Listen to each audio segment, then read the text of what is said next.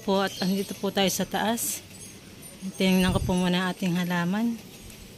Yan po yung aking mga halaman. At ako nga po pala ay magluluto ngayon ng menudo para po sa tanghalian namin. Yan. Ito na nga po pala yung ating karning baboy at akin na pong binabad sa toyo na may kalamansi. Kunting toyo po lang ang nilagay ko. Saka may bawang sibuyas. Saka paminta. Yan. Naghiwa na rin po tayo ng sibuyas at saka bawang. Saka nga po pala yung bell pepper.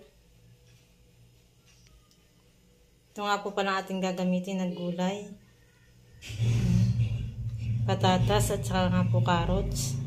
Mga nasa kan po ating gagamitin at meron po tayo dito. Baka po ma-expire, sayang naman. At yung meron din po tayo dito ng tomato sauce na nasa kan. Yan na rin po ating gagamitin. At may rinaw din po tayo dito. Yan. Nalagyan din po natin ating menudo. Yan, at nilagyan na po natin yung bawang at saka sibuyas. Sisimula na po tayo magluto.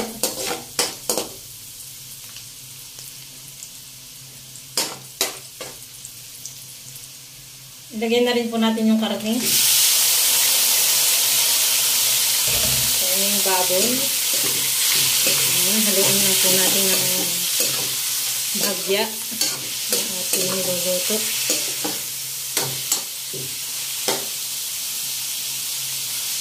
Tatakpan po muna natin.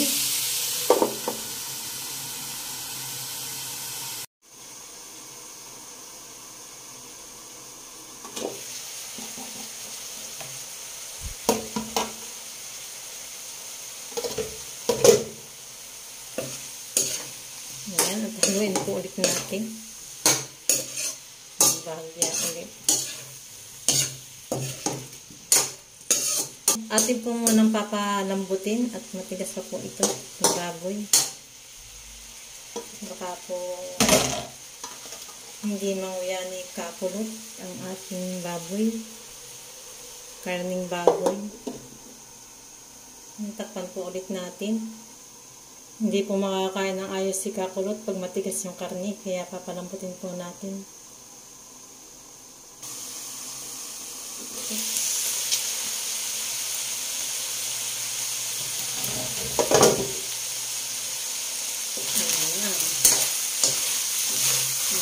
Ating karne.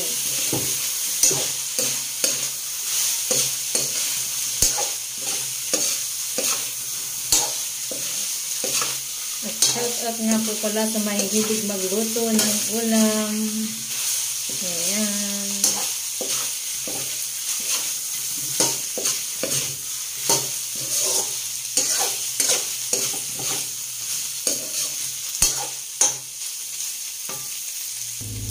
Ayan, dagdagan po natin ng paminta.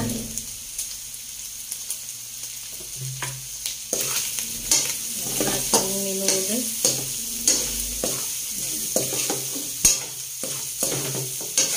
So ako ay nagluluto ng ulam. Ito lang gusto ng aking mag-ama. Masarap daw po ako magluto. Kahit simple lang po yung luto ko. Ay nasasarapan po sila. Ayan. Ang aking mag-ama.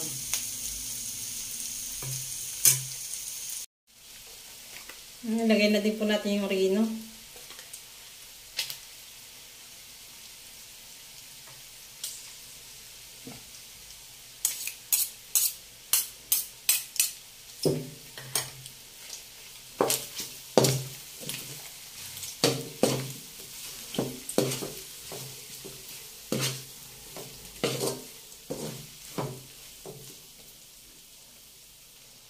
Ilagay na rin po natin yung gulay natin.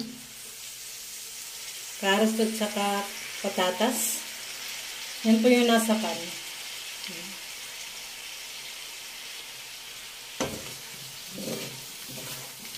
Haluin natin ng bahagya lang.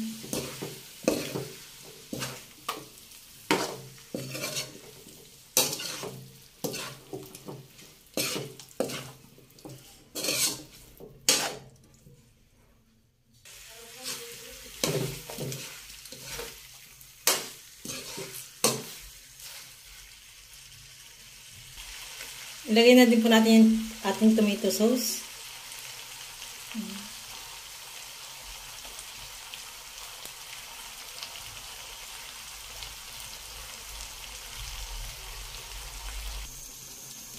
Ayan, haluin po natin.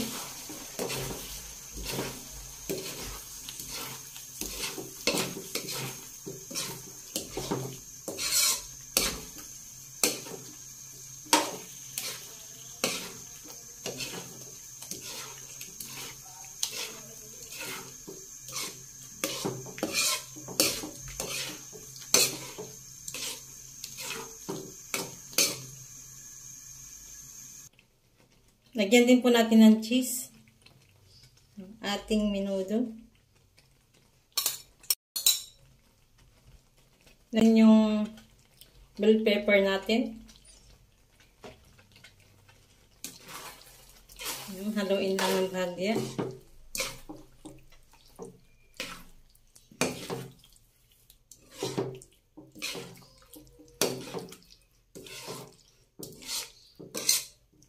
Hindi ko na nga po pala ito nilagyan ng hotdog.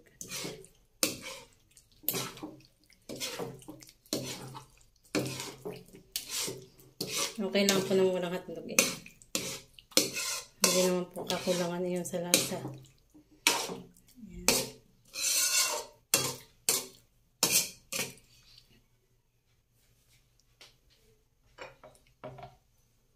Ayan. Titikman po natin kung okay na po yung lasa ng ating menudo.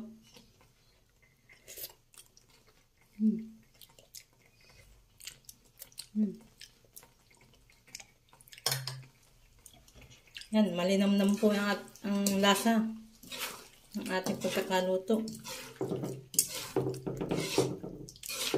Gawa ng cheese at saka reno po. Yun po anong kakalinamnam ng ating niluluto pag nilalagyan natin ng ganun. Ganun sangkap. Yan, at luto na po yung ating menudo.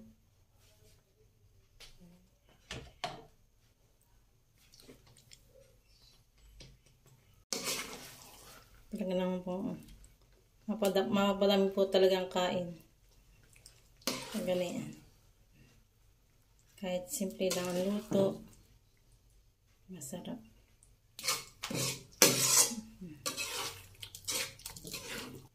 Atin ako papatayin ang apoy.